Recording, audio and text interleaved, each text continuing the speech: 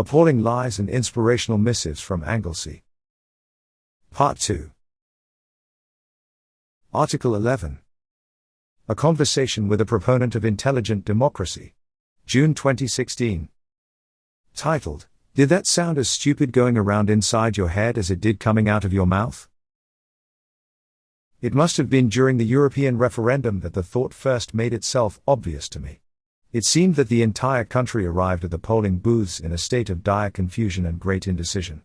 The implications for potential economic chaos were broadly highlighted, and well-known politicians stood in front of cameras and lied. It was the first time that I realized how many of the people I knew had gone out and voted for the most ridiculous of reasons. It was a time of coarse politics, and the rude and shameless rose to the top. People discovered that their lifelong best friends were in fact racist, and discovered themselves to be contaminated by association when they started online crowd surfing.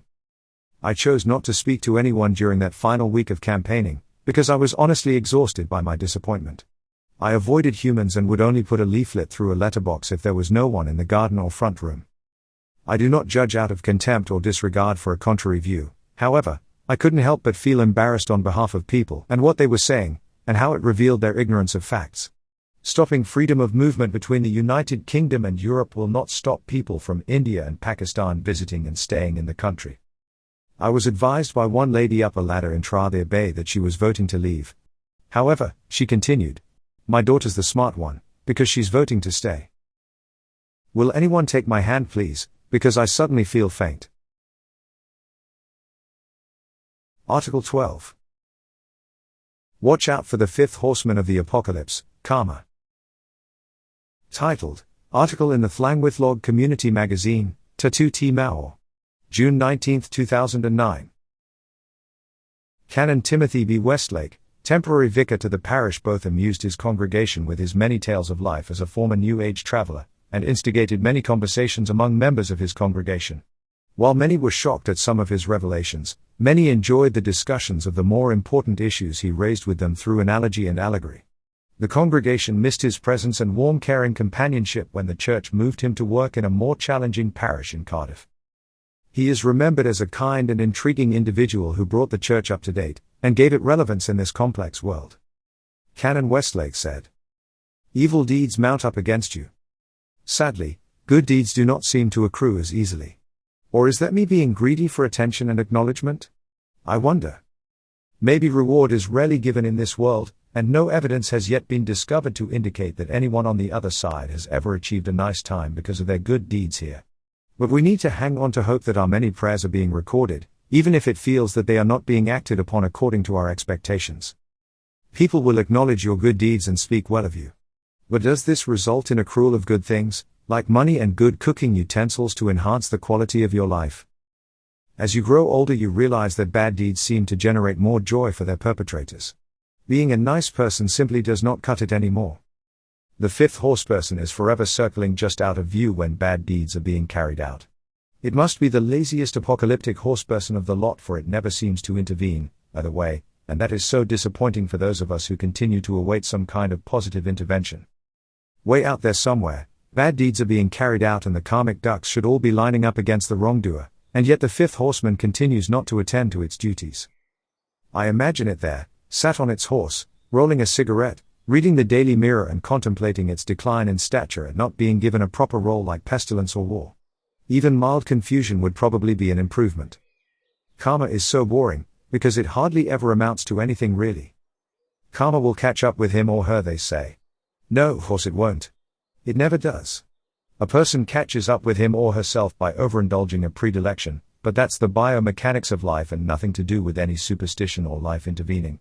The reality is that most immoral transgressors get away with it. The rest of us are so well trained and invested in being so moral, or at least ethical, that our fifth horseman has become the horseman of the bland, who would rather do nothing than do anything upsetting. Bullies bully you until you are off balance and insecure, and then bully you because you are off balance and insecure. Break a person and then break the person further for being broken. Despite it being an impossibility in physics, for humans live short lives, bullying really must be one of those events that comes close to perpetual motion, like waves crashing on a beach or gently lapping. They change the nature of a beach eventually. The karmic clock is always tick-tocking.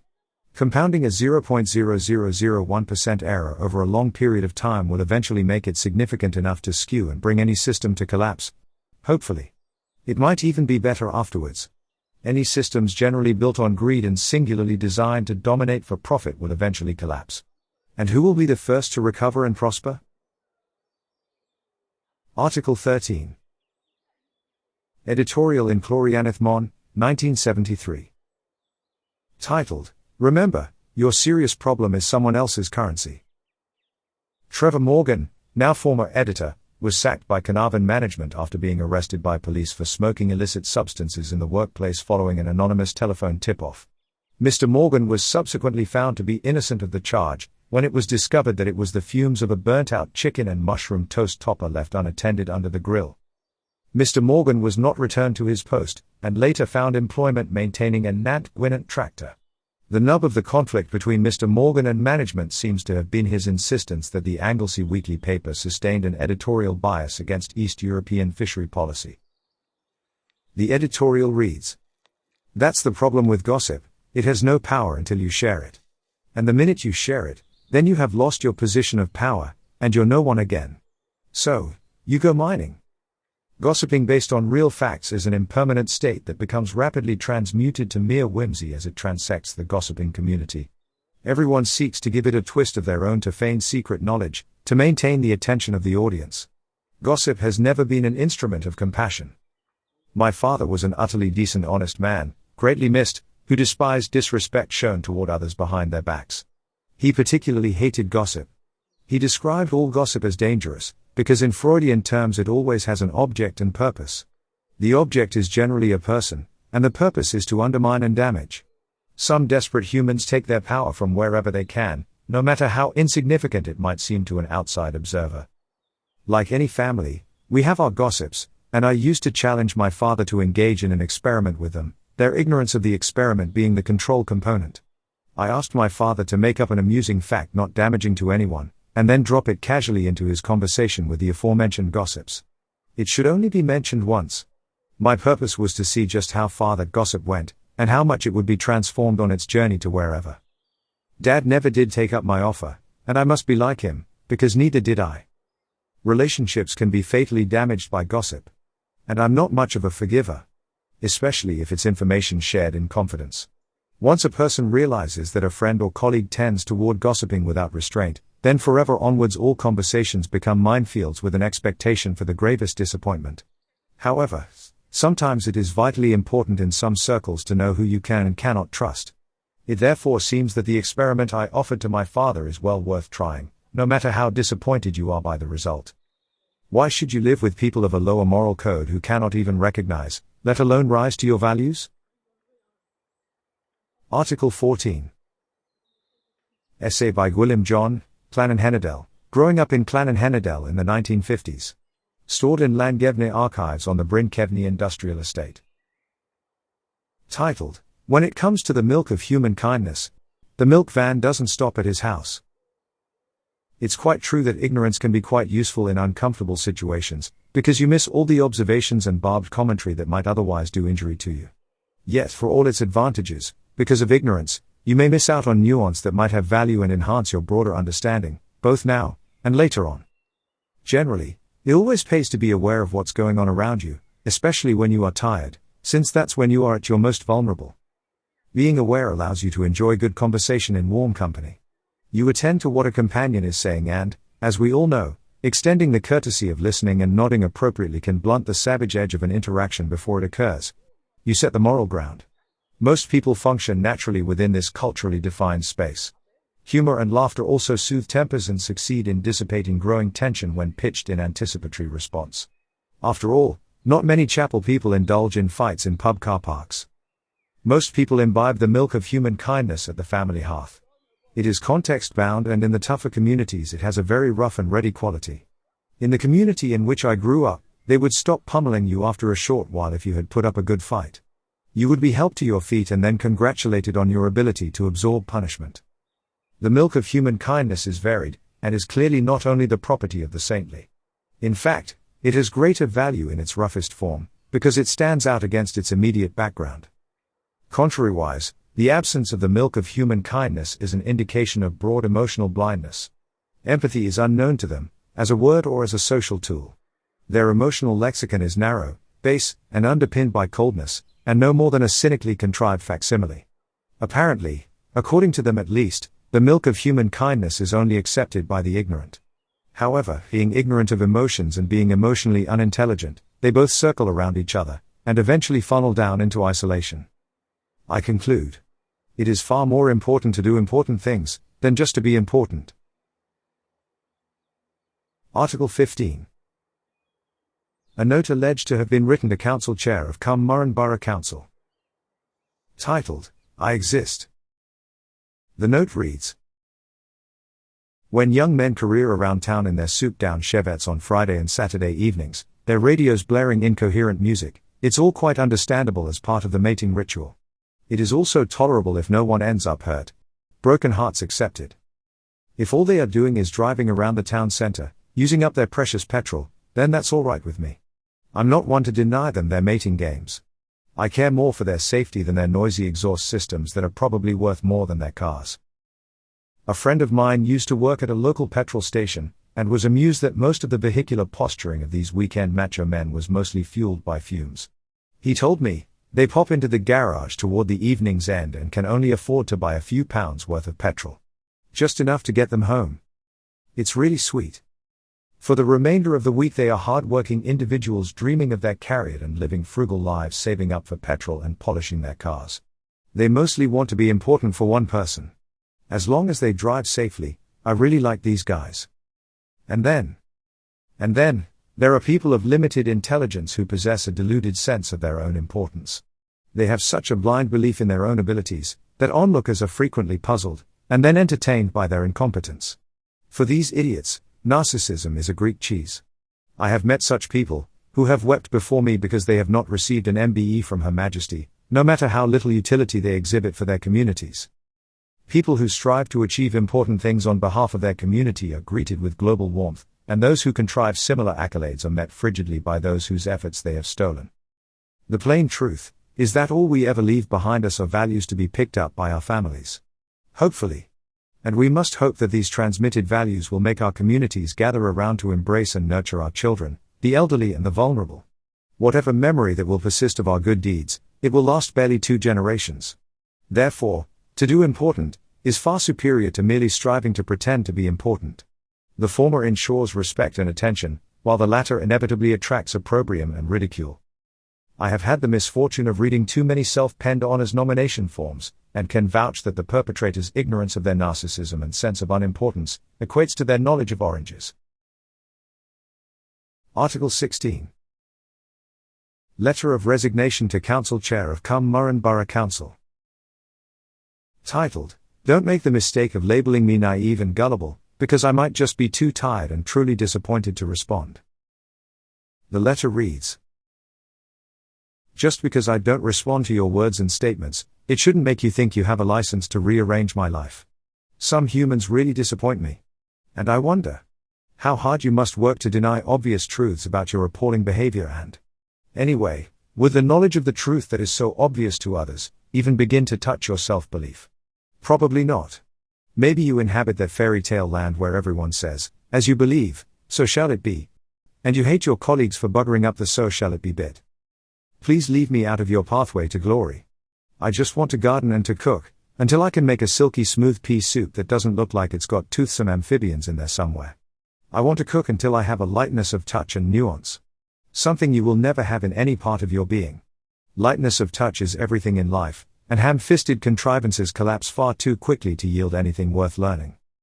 If someone wishes a situation to be so, and is determined enough to force a universe into a shape it doesn't want to be, then I ask myself, for how long is that unbalanced universe going to hold together? They say that the universe is mostly made up of dark matter and dark energy.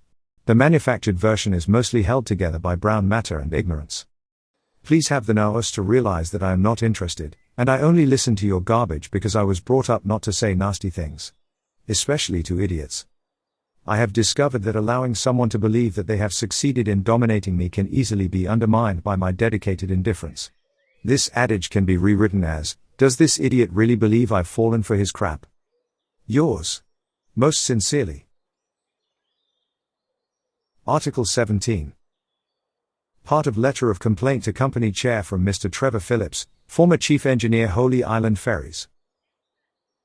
Titled, Loyalty Does Not Mean Blind Obedience. The port manager for Holyhead Ferries reported that the complaint cast no poor light on the company's relationship with Mr. Phillips, and assured him that his job was protected until he retired.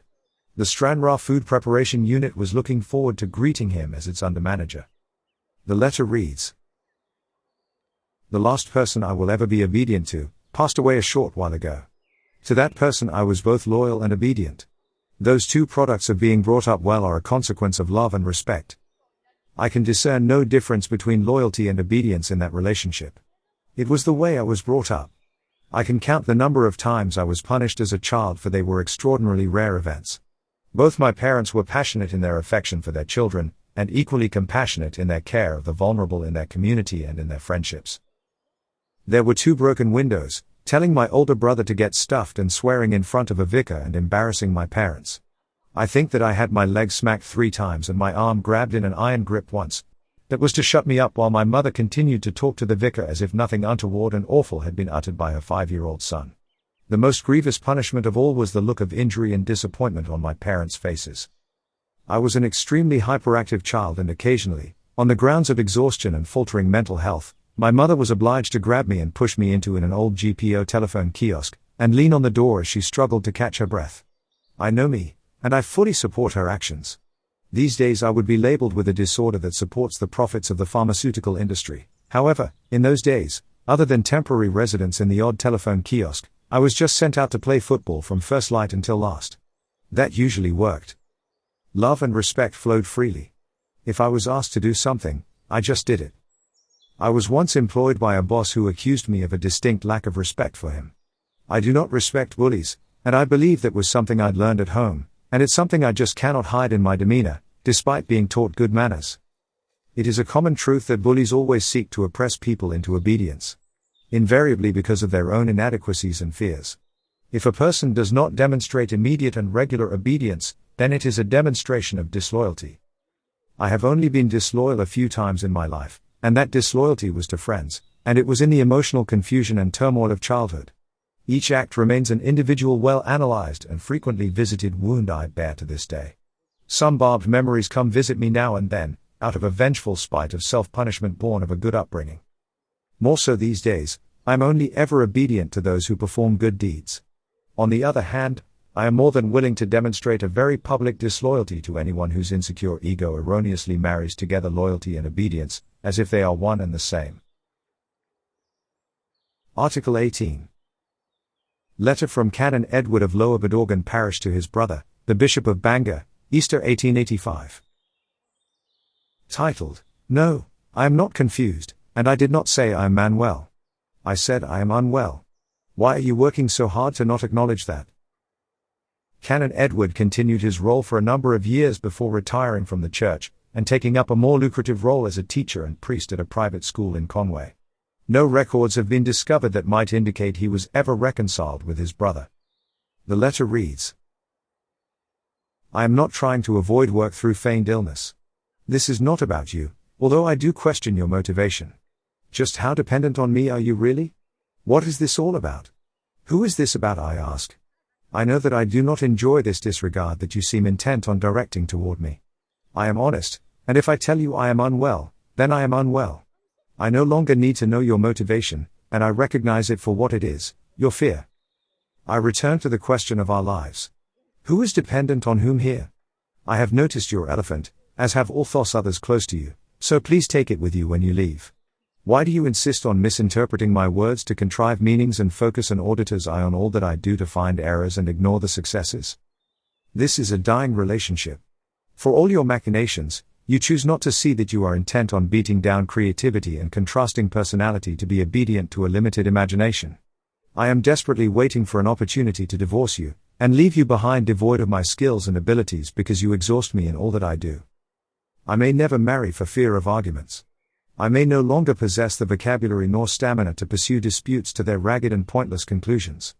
I marvel at those argumentative families who have battled with each other for years, insisting that it is those battles that have kept them together. They say that love is deepened by being challenged and surviving, no matter how battered and bruised. The shouting and screaming are an overture or foreplay for the making up? Count me out. I have no energy for such vindictive and vicious shouting matches. Being subject to one does not incline me in the slightest toward being united, because we are already engaged in a pointless and fractious form of coitus as far as I am concerned, and it is stealing my health. Maybe it is love and respect, not fear, that compels you to push me to achieve even greater things. That is what you say to me as I feign to forget the savagery of your words and meanness of your spirit. Each event is like finding a child's fresh and steaming stool in your favorite hidey hole in the woods. Yet I sit there, forewarned not to respond, and just to watch the lies issued by you curl around each other. I no longer care whether your lies gather together into some form of coherent thread or not. Instead, I listen to you as you vomit a cascade of non sequitur complaints that are consecutive lies, that leave you comfortable in your conceit that all the words you speak are a manifestation of your cleverness.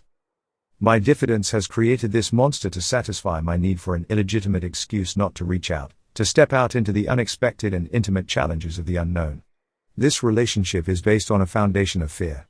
My fear and my fear alone. It is not you who is seeking to train me to be obedient to your limitations, but it is I who have furnished an immaculate environment suitable to my own cowardice.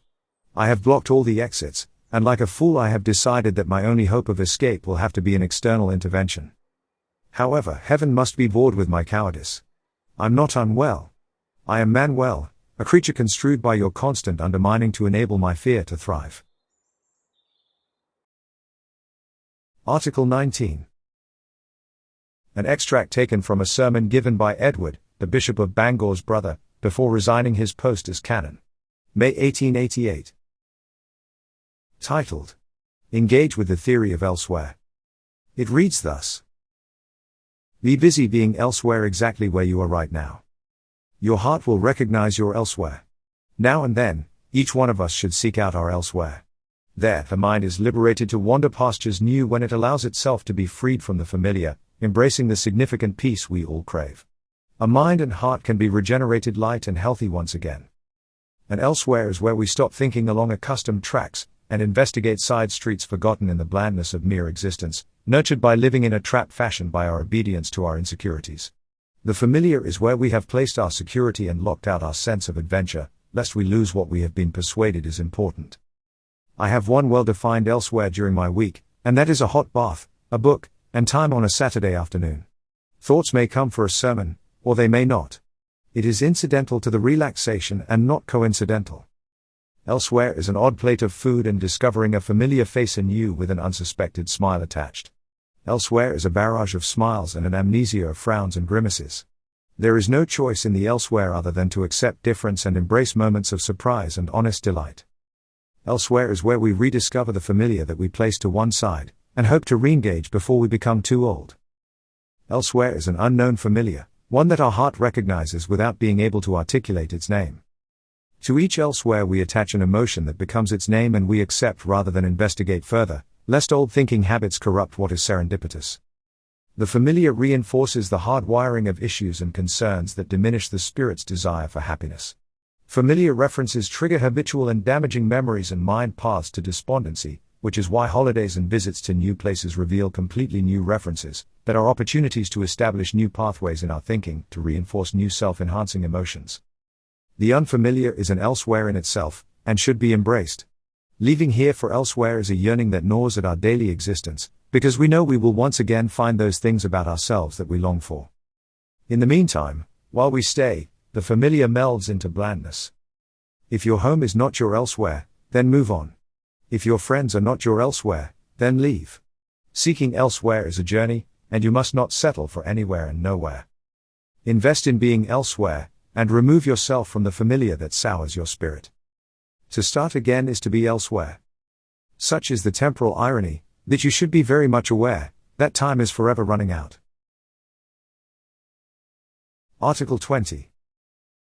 A brief lecture given by Miss May Jones at the University of the Third Age in Carmel, Anglesey.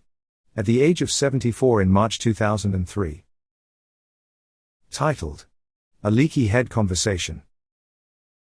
May Jones is regarded as the gentlest of souls by her many friends and colleagues, and no one ever expected to hear her utter such an uncouth word. Once this word was uttered in its appropriate context, May Jones was gathered in, among laughter and applause, and loved all the more. An extract from her talk. I had just called someone a bastard. Saying I was distraught would be an inadequate description of how mortified I felt. It was also a major underestimation of the situation. The person had been spouting some patronizing rubbish as team motivation, which was a pleasant change from the usual premeditated cold-hearted auditing to undermine successful work. It was just normal practice, and I used to tune out. I had been receiving counseling from a skilled friend, and been advised as to the power of flat effect. In other words, no matter what was being directed at me, I should show no facial response. My counselor and I knew that if I displayed the slightest injury, I would be victimized further. I knew this strategy was succeeding when he indulged in a stream of consciousness tirade of observations about my work. This no longer impacted on me the way it used to, because I knew my work to be excellent. What did hurt was the fact that I was being attacked callously with an intent to break me. My face and my cheekbones hurt. It ached. Yet I would offer no response, and just carry on thinking about other matters. So I called him a bastard. It stopped this particular personalized rant in its tracks. I kept my face completely neutral, and did not say anything else as everyone stared at me open-mouthed. Appropriately stunned, he paused a confused moment, and then carried on with some other topic. I called him a bastard because my brain had just leaked. I was calling him that appalling word in response to my ruminations on something he had said at a previous haranguing of other staff members. Apparently, we did not show him the respect that he was due. To the exact contrary. We had actually shown him exactly the degree of respect that he was due. I heard no more about that. Curiously, slowly, and occasionally very painfully, I kept the neutral effect. The flat effect. And his language and manner changed, although it didn't stop other attacks. I kept a neutral effect and ignored what he was saying most of the time. I must have been good at my job, because he would never threaten to sack me to my face. It would all go on behind my back, and would find its way to me by those who refused to be part of the game. The universe couldn't give a damn about what was going on in that room, and so my unconscious had to intervene, which my conscious self clearly declined to do. The unconscious can be a tricky bugger. When it's had just about enough, it takes over. We agreed our objectives for the week ahead, and the fruity intervention was never mentioned again. The death of 1,000 cuts is a reversed healing, one incision at a time. However, attempting to reverse specific steps only draws your attention back to an injury. There again. I don't know how many steps there are to heaven, but at least one of them is now known to me. So, bastard it was. And bastard it is.